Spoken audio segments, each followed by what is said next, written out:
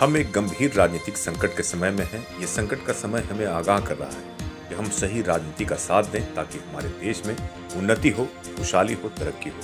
ये बातें कह रहे थे पूर्व पुलिस महानिदेशक, राष्ट्रीय जनता दल के राष्ट्रीय प्रवक्ता डॉक्टर करुणा सागर। जी हाँ, अरवल जिले के अंतर्गत कुर्था प्रखंड के निगवान गांव में भारत की राजनीतिक स्थिति पर एक सेमिनार का आयोजन किया गया। इस मौके पर अरवल विधानसभा क्षेत्र के विधायक कॉमरेड महानंद, राजद के प्रखंड अध्यक्ष डोमन दास, युवा नेता सुनील यादव तथा मानिकपुर पंचायत के पूर्व मुखिया मनोज पासवान सहित अन्य लोग मौजूद हैं। इस मौके पर पहुंचे राजद के राष्ट्रीय प्रवक्ता, पूर्व पुलिस महानिदेशक डॉक्टर करुणा सागर ने कहा कि हमें देश को तोड़ने वाली राजनीति का हिस्सा बनना है या देश को जोड़ने वाली राजनीति का, उस पर हमें सोचने की जरूरत है। केंद्र की सत्ता में बैठी जो सरकार है वह मुख्य मुद्दे से भटककर धर्म की राजनीति, धार्मिक उन्माद का वातावरण, सांप्रदायिक सौहार्द बिगाड़ने का काम कर रही है। डॉक्टर सागर ने कहा कि भाजपा के रूप में देश में एक ऐसी राजनीति का नेतृत्व हो रहा है जो सबकी स्वतंत्रता छीन लेना चाहती है। वहीं इस मौके पर जहानाबाद स्वामी सहजानंद सरस्वती पुस्तकालय के संयोजक एवं जहानाबाद के प्रखर बुद्धिजीवी राजकिशोर शर्मा ने कहा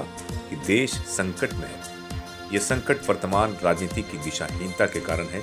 देश की सत्ता में बैठे लोग घृणा की राजनीति कर रहे हैं। इस घृणा की राजनीति को प्रेम की राजनीति से जवाब देने का समय आ गया है।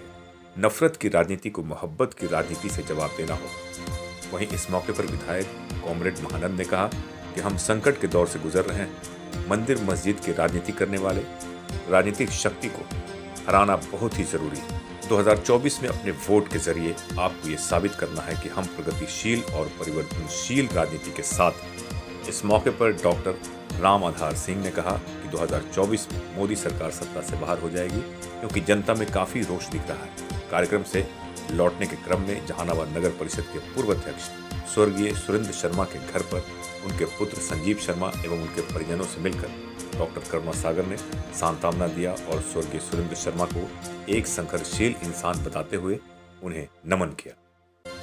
SK Mirza, Isha news. Basically आज के जो राष्ट्रीय राजनीतिक और सामाजिक जो संदर्भ है, इसके बारे में चर्चा की गई। इस समय देश के सामने क्या चैलेंज है, किस तरह से लोगों को खड़ा होना पड़ेगा और जो 24 का चुनाव आ रहा है वो कैसे इस देश का और इस देश के समाज का दशा और दिशा निर्धारित करेगा।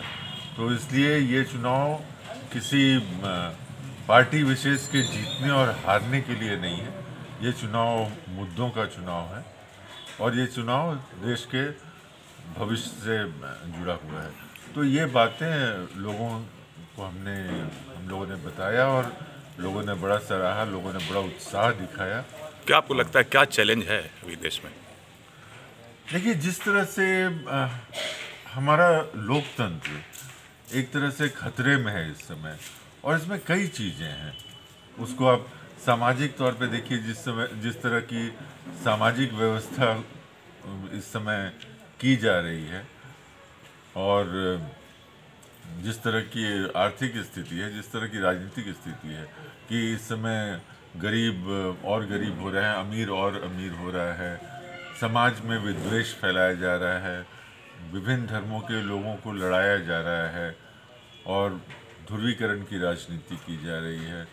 तो जो आम जनता का मुद्दा है, रोजी रोटी का, गरीबी का, बेरोजगारी का, महंगाई का, इस मुद्दे को मौजूदा सरकार बिल्कुल एड्रेस नहीं कर रही है और इसलिए इंडिया गठबंधन इन मुद्दों को लेकर जनता के सामने खड़ा है और जनता के इन मुद्दों को ही हम चुनावी जो हमारी रणनीति है और जो चुनाव में हमारा उद्देश्य है वो यही है कि संविधान को बचाना है, देश को बचाना है, लोकतंत्र को बचाना है और संविधान में जो स्वतंत्रताएं दी गई हैं, संविधान में जिस तरह से सभी नागरिकों को बराबर अधिकार दिया गया है उसकी मान्यता बनी रहे।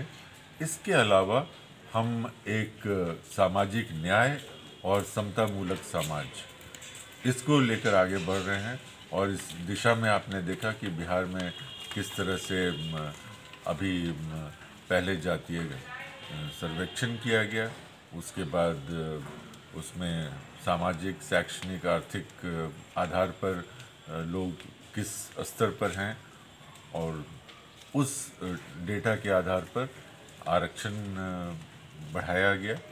जो आज 50 था वो उसको 65% किया गया, और टोटल आरक्षण इस समय 75% हो जाता है। और फिर बिहार सरकार ने कैबिनेट के डिसीजन को लेकर केंद्र के सरकार को लिखा कि ये जो आरक्षण का कानून बनाया गया है इसको 9th शेड्यूल में डाला जाए, ताकि इसको कल को कोर्ट में किसी तरह का कोई चैलेंज नहीं हो।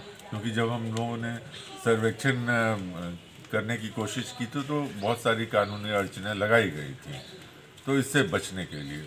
और दूसरा, चूँकि हमारे देश में लगभग 94 लाख परिवार गरीब हैं, और लगभग 51% लोग गरीबी रेखा के नीचे हैं। देश में जो पर कैपिटा आय जो है हमारा, वो लगभग 50-52 हज़ार के करीब है, जबकि देश में लगभग 1,32,000 है। तो इससे लड़ने के लिए और जो लोग, जिन लोगों के पास नौकरी नहीं है, जिन लोगों के पास ज़मीन नहीं है, जिन लोगों के पास मकान नहीं है, इन सबको कॉम्पनसेट करने के लिए एक स्कीम बनाया है, जिसमें लगभग 2.5 लाख करोड़ रुपए की ज़रूरत पड़ेगी।